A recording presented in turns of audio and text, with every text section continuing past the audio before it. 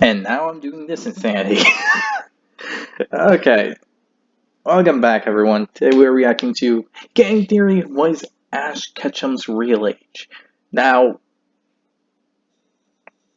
let me just say, anyone who ever tries to do this is a bit insane. Because, no offense, it's crazy to do it. Because to figure it out, you're gonna have to count every single season. And depending on which season you start with, I mean, what season we're on currently, it's gonna be, uh, let's just say you're gonna be mentally destroyed. Because you're gonna have to start off from episode 1, season 1, Kanto, and go all the way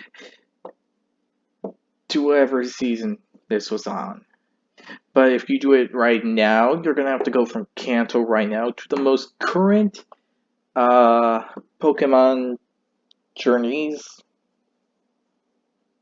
episode, and you're gonna have to count off every single thing that gives a relative term to months, days, years, and age.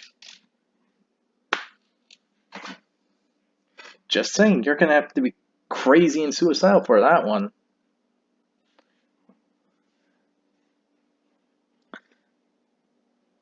So with this said, if you enjoyed this video, hit the like button down below, hit the subscribe button to support the channel, support the content provided, and so on and so forth. Hit the notification button to be notified immediately when a new video comes out. Sorry for pausing. I'm still baffled that that Game Theory decided to count Ash Ketchum's real age. Though, shouldn't this count as film theory? Or was this before film theory came out? I think this was before film theory came out. Yeah, that seems to be the case. If you have any video recommendations, leave it down in the comment section below and I'll react to it as soon as possible.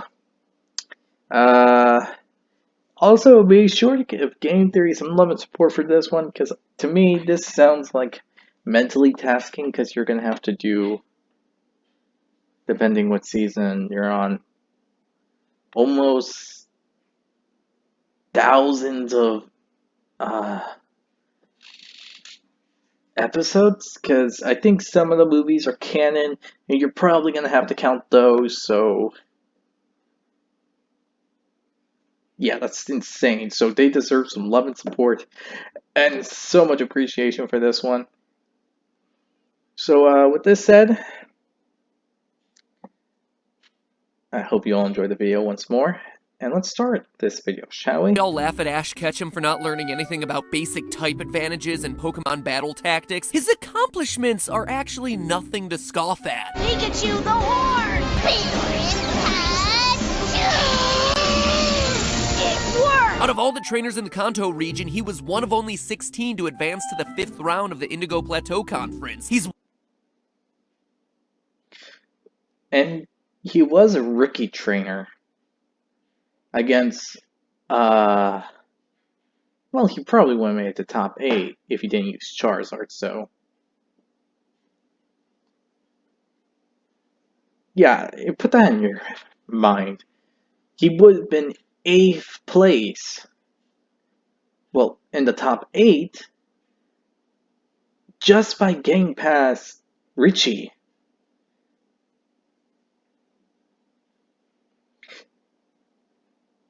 If he didn't use Charizard, top 8. But he chose Charizard for some reason. Honestly, in my opinion, he shouldn't have used Charizard until he actually had like a handle on his attitude. Any other Pokemon would have been more helpful. Even his exhausted Pidgeot, or no, Pidgeotto. I think it was still Pidgeotto around that time. Anyway, yeah, even that Pokemon would have been more helpful, even if exhausted.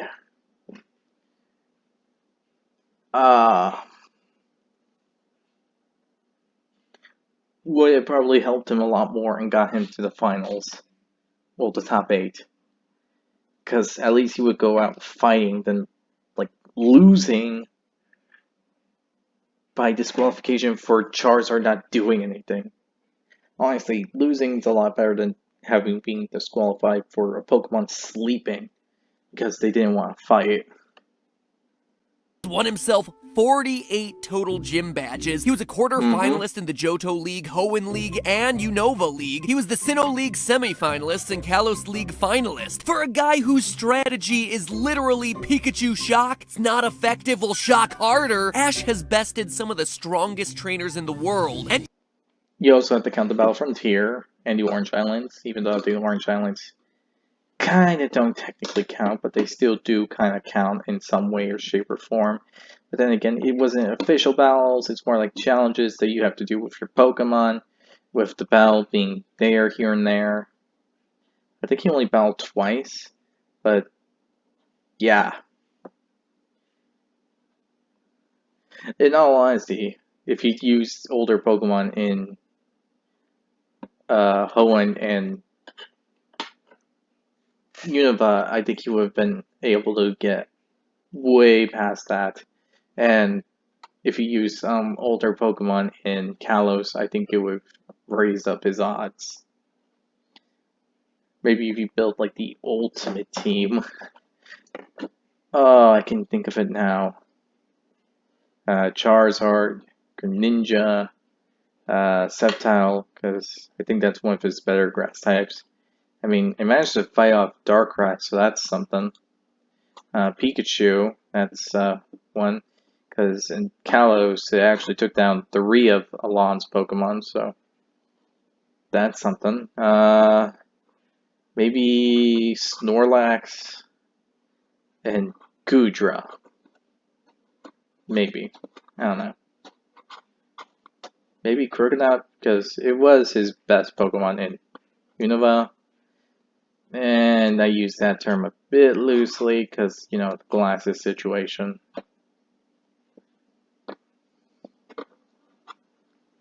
Now, I wouldn't use the same Pokemon type 2 times in a row, but yeah. Maybe Staravia? Maybe. Or maybe keep on Lucha? I don't know. It's hard to say.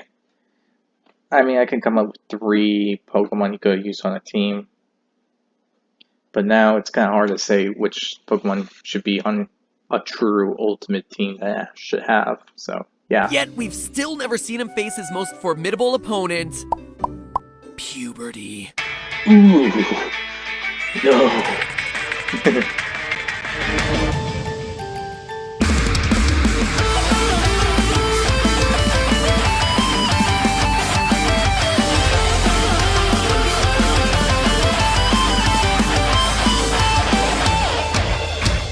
Hello, Internet! Welcome to, game theory?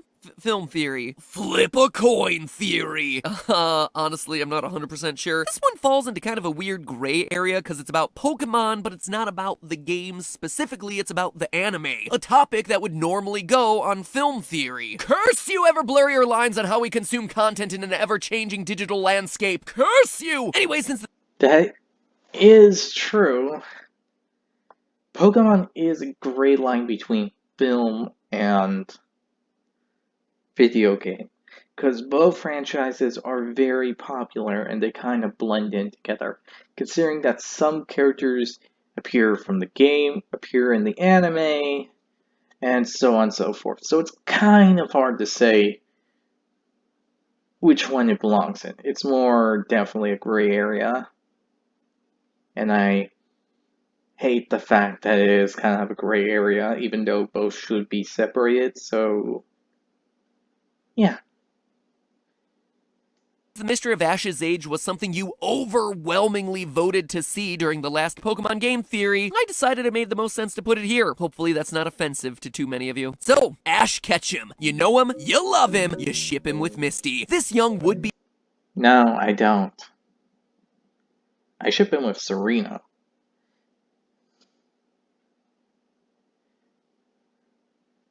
Second choice, Lily. Third choice, Dawn. And those are his traveling companions. May I mind you.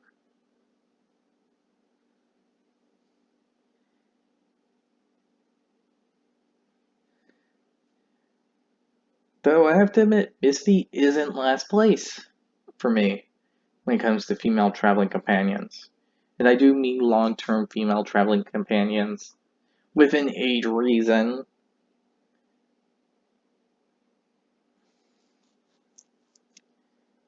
So yeah.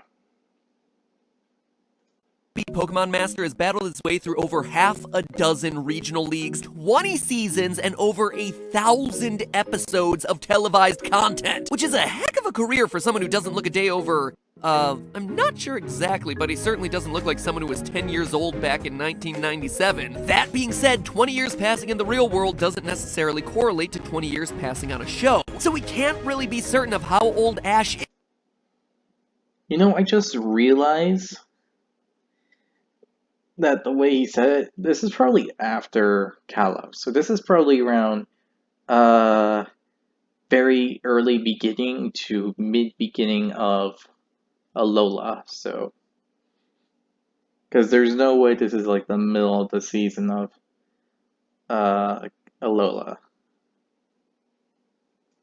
Is until today. It's time to settle this mystery Or Sun and once and Moon, for all. Using if the you wanna call it narrator's that. clues, holidays, seasonal transitions, and even the ripeness of fruit, we can actually calculate just how old this plucky, prepubescent Pokemon professional is. Right off the bat, it's important to establish one key difference between the anime and the video games: our trainer's starting age. On the second page of the instruction manual for Pokemon Red and Blue, we see that, quote, you're an 11-year-old boy living in Pallet Town. However, in the TV show, Ash actually starts his Pokemon journey after reaching the age of 10. And now that I'm 10, I can finally get my Pokemon license. 10-year-olds can get a beginner Pokemon from Professor Oak. So for this analysis, we'll be focusing specifically on Ash's age. And that means looking at the TV episodes exclusively. All 1,020 of those.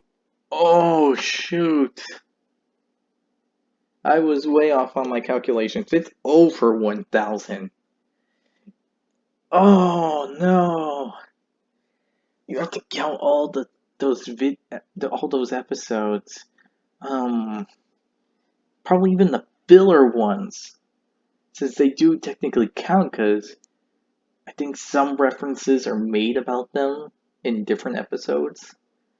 Oh no!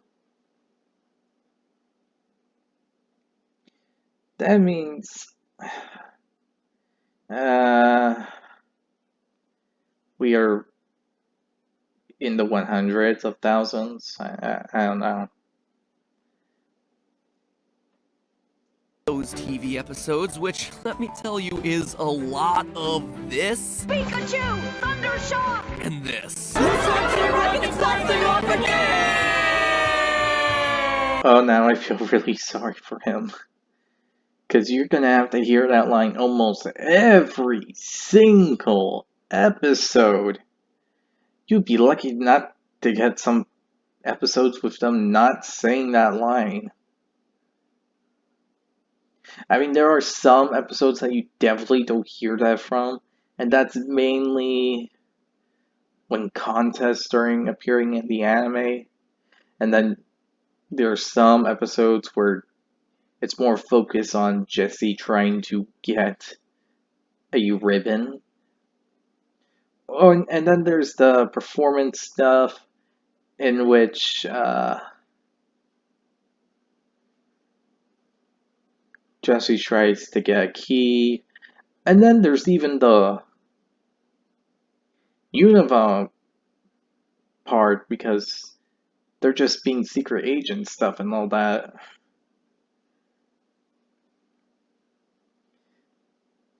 And that only lessens the amount of time you actually have to hear that line. My gosh, I feel sorry for him.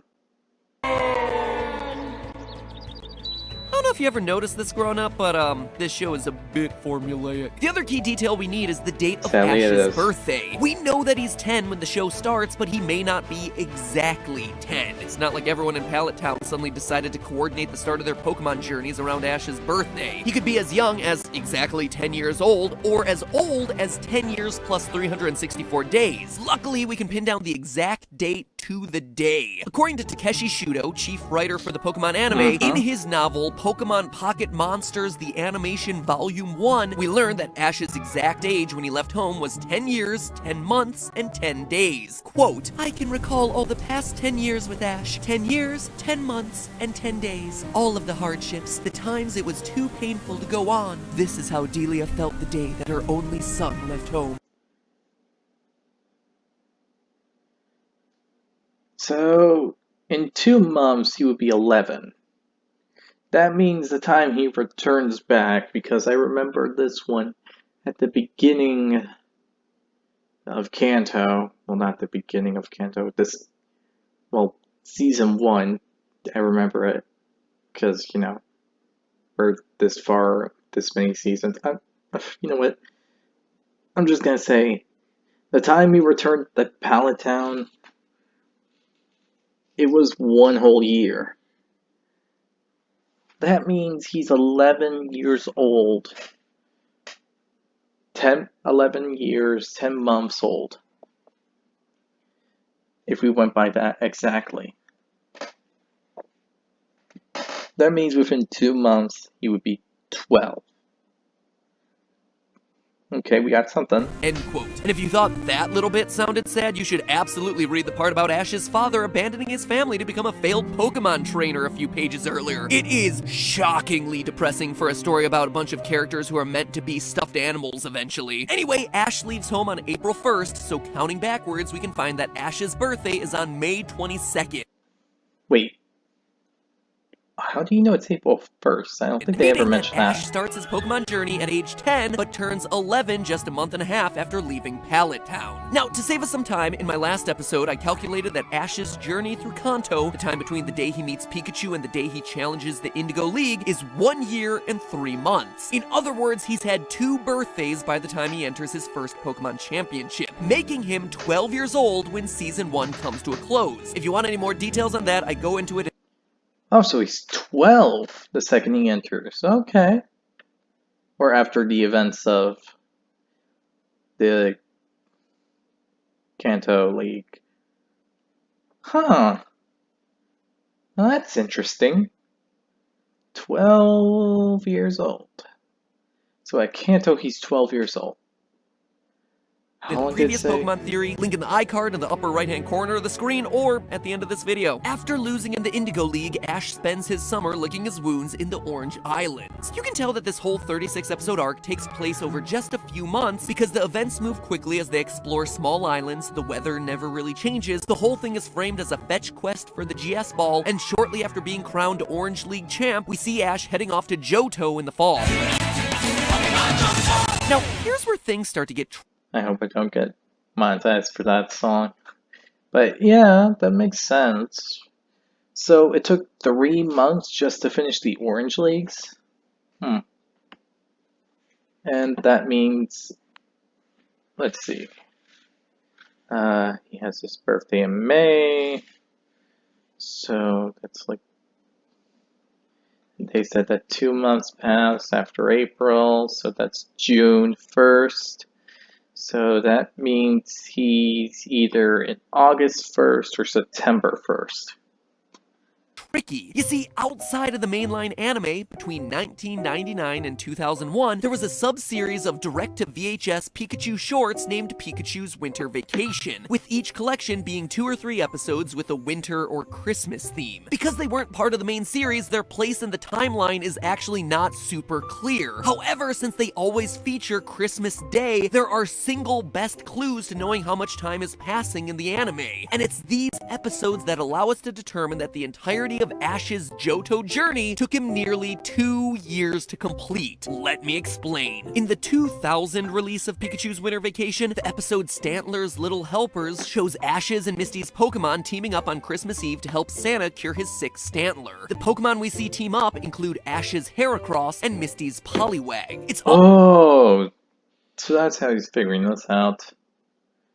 Well, then you're gonna have to count how long they have those Pokemon.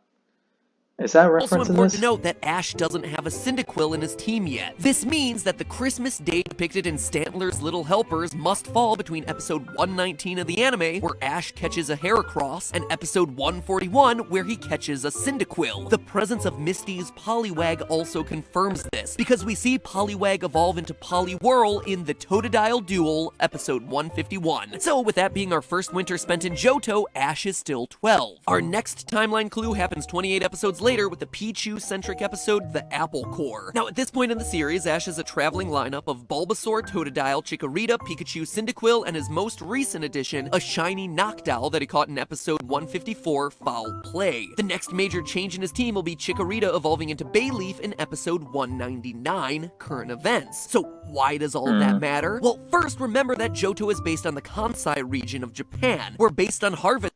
Alright, they're all based off different things in real world events. Kanto and Johto are actually based off Japan. I forgot what Hoenn actually is. And so does Sinnoh. I think someone said that to me before, that Unova was Russia, but I don't think so. calendars, apples are in season for all months except for summer. So that helps us narrow things down, but to get a precise date, we have to look at Pikachu's next winter vacation. In 2001, Pikachu's holiday cash-in featured the episode Delibird's Dilemma, where Ash's team helps a Delibird recover Santa's presents on Christmas Eve. Ash's team in this episode contained a Noctowl and a Chikorita, meaning that Pikachu's Winter Vacation 2001 edition had to have been sandwiched between catching the Noctowl and the Bayleaf evolution, meaning that another birthday has passed for Ash. So by episode 200 of the anime, our husky-voiced Pokemon Master wannabe is now 13. And that's the last time that we see the team in a Johto winter, meaning that the League Challenge is being held in March of the following year, slightly before Ash's 14th birthday. This leads to the events of the advanced seasons, corresponding to the third-gen video games focused on the Hoenn region. Episode 1 of this series takes place on April 1st, as our Misty replacement May gets ready to begin her Pokemon quest. Hi, my name's May, and I'm 10 years old. I'm on my way to meet my dad's friend, Professor Birch, and to get my beginner's Pokemon. Then I don't think that's the case. I think they just put the female protagonist to the age of the male one, just, try not to make an age difference. What I think in actuality is that depending which region you're in, your age depends on it. So it could be that in Hoenn, you gotta be 12 just to get a Pokemon. So that would mean May's a year younger than Ash. At least that's what I'm theorizing. It's either that or 13. And in Sinnoh, it might be 13 as well, but Ash is like a year or two older than Dawn. And then, so on and so forth.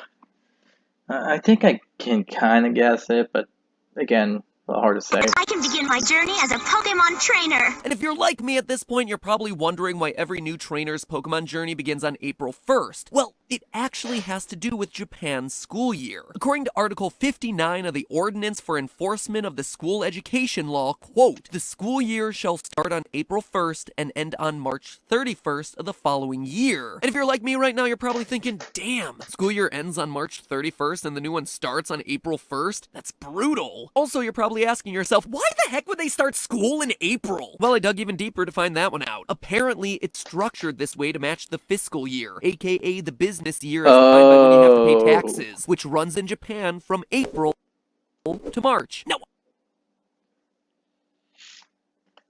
That's bold. That means they have no vacation time, no summer stuff, or anything. It's just school every day. Wow. All of must that might suck. seem like random trivia, but knowing this information about Japanese schools actually really helps us place these early Hoenn episodes. You see, in episode 12, the Yeah. Lotad Lowdown, it's established that it's warm enough to swim in a lake. But just 3 episodes later, Gonna Rule the School, we see that classes are in session. So knowing that Hoenn is a more tropical region based on Kyushu, a Japanese island closer to the equator, we can look up the average monthly temperatures in that region to see when we could do some decent Wait, swimming. it's based off of what? Just 3 episodes later, Gonna Rule the School, we see that classes are in session. So knowing that Hoenn is a more tropical region based on Kyushu, So it's based on Kyushu. Okay. a Japanese island closer to the equator, we can Okay. So Hoenn's also based off Japan. Okay. look up the average monthly temperatures in that region to see when we could do some decent swimming, and then compare that to the typical Japanese school year, which takes its summer break between August and September, to ultimately conclude that the Hoenn adventure August to September. So you have vacation for a whole month, right? Okay, spring semester, summer vacation. Whoa! Wait, hold on. You're saying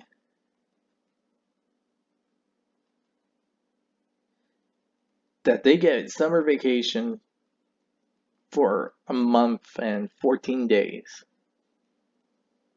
They get winter vacation on the 26th? That means they have to go to school on the 25th? What the frick? That's bull. Okay, and they get vacation from the 26th to the 4th of January. Okay, that's like 14 for, no, not 14. 4, 5, 9 days. They get a week at most. And they get spring vacation, which is the 3rd to the 31st. Okay, that's okay, I guess. That would mean...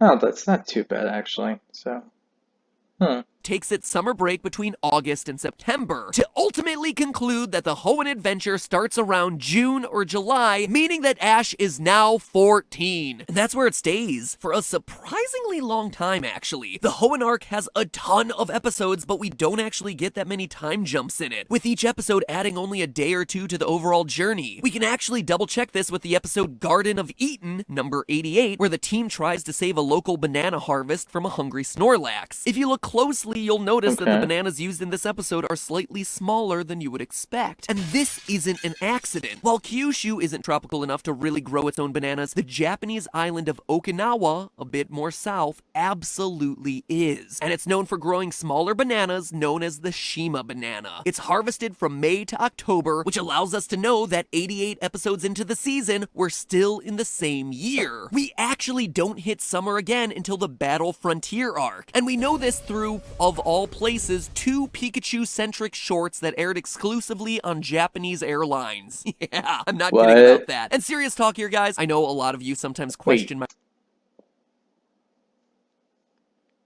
So you're saying Japanese Airlines actually posted 2 Pokemon shorts that we Americans couldn't get? That's unfair. Very unfair, to be honest. my research, and yeah, Sure, sometimes I miss really obvious things, but between this episode and that deep dive into Korean copyright law from a few weeks ago, I hope you noticed that I try really hard. Anyway, this short is titled Pikachu's Summer Festival, and features Brock's Lombre, which he captures early on in the Battle Frontier arc. We get further support that this is indeed summer in the Pokemon anime from a second Pikachu short, Pikachu's Ghost Carnival, another of those airplane exclusives, which appears to be Pikachu and the gang celebrating the Hungry Ghost Festival, a traditional Buddhist celebration held in Asian countries like Japan. During the festival, which is held in August, ghosts are free to roam the earth where they seek food and entertainment. These ghosts are believed to be the ancestors of those who forgot to pay tribute to them after they died, or those who were never given a proper ritual send-off. And in the short, we clearly see the Pokemon putting out food for the spirits. We also clearly see Ash's Phampi coming into the fun too, who just a few episodes later, number 154, reversing charges, will evolve. With this being in August, once again, Ash has crossed his birthday, making him, drumroll please, 15. Ah! Why can't this kid ever get acne? Or some awkward body hair? It would make this whole episode so much easier to do! Sorry about that outburst, but I'm now on hour 40 of researching this stuff, referencing episodes, cross-referencing Pokemon teams, analyzing day-night cycles, looking for every detail I can Yeah. find, and I'm only up to season 9 of 20! 40 hours! Oh, it's like chipping away at a giant block. It's a good episode. Oh my gosh, no. That's why I said this is suicidal to the brain, because you're gonna have to do all of. You see? You see now? This is why. This is why. So many episodes that it's But it is suicidal. the most tedious process ever. Okay. I don't know if you can tell right now, but I'm quite literally losing my mind. So, if you'll excuse me, I have to cut it here. Otherwise, this thing is gonna be literally a 40-minute long episode that takes me 3 weeks just to write, and the editor is probably like a month to edit. So please do me a favor and make this all worth it by taking a guess in the comments as to what you think Ash's age is gonna be by the time I finish all my research. My guess is, let's see, we're in season 9 of 20. Gonna say like 21. We'll see. Anyway, I'm excited to see your guesses. In the meantime, I'm gonna go take a shower because I don't shower until I finish scripts. Yes, I know that's gross, but it just shows you how dedicated I am to grinding away at these things until they're done. And then I'm gonna hop back in for another, whatever, 600 episodes that I have to cover. Expect part 2 of this theory out in a couple days, or at the latest next week. Probably have a FNAF one mixed in there too, since Ultimate Custom Night's coming out and the new book and all that. Subscribe so you don't miss anything. Please. It'll make me feel better about all the time I've literally sunk down the drain writing this thing. And in the meantime, remember, that's just a theory. A theory that was way too aggressive to write in the middle of E3 and VidCon. I need a nap. Ooh, and a shower. First the shower. Yeah. This is what I mean. This is literally the most suicidal thing one could do to her mind. Because it's mind breaking. Season 9 of 20. We're like in what? Season 21, 22? Even 23? What the heck? We've been going through it so long that I'm just seeing circles. It's a joke, but seriously, this is literally messed up. But anyway, holy cow. 15 at the beginning of the Battle Frontier. That's still bad. Because you still gotta count the Sinnoh League, well, the Sinnoh region, the Unova region, the Kalos region, and from what I'm thinking, this is like around like 5 to 10% of the beginning of, well, 5 or 10%. Actually, no, I'm thinking 5% of the Alola region. Basically, Sun and Moon. But yeah. Holy cow. This is why I say this. One does not just count Ash's age without experiencing mental trauma. You honestly don't. So, yeah. With this said, I hope you all enjoyed this video, because this is like mental breaking. I don't think I can see myself doing the same thing MatPat did, because to be honest, I think I would lose it around season 9, if not season 8. So yeah, be sure to give this video love and support, hit the subscribe button, support the channel and content, hit the notification button, be notified immediately when a new video comes out. Give some love and support to MatPat too by checking out the link below so you can see this video and give him some love and support for this one, because that is mental trauma. And if you have any recommendation videos, I'll react to it as soon as possible. With that said, I hope you all enjoy, and I'll see you all next time. Bye!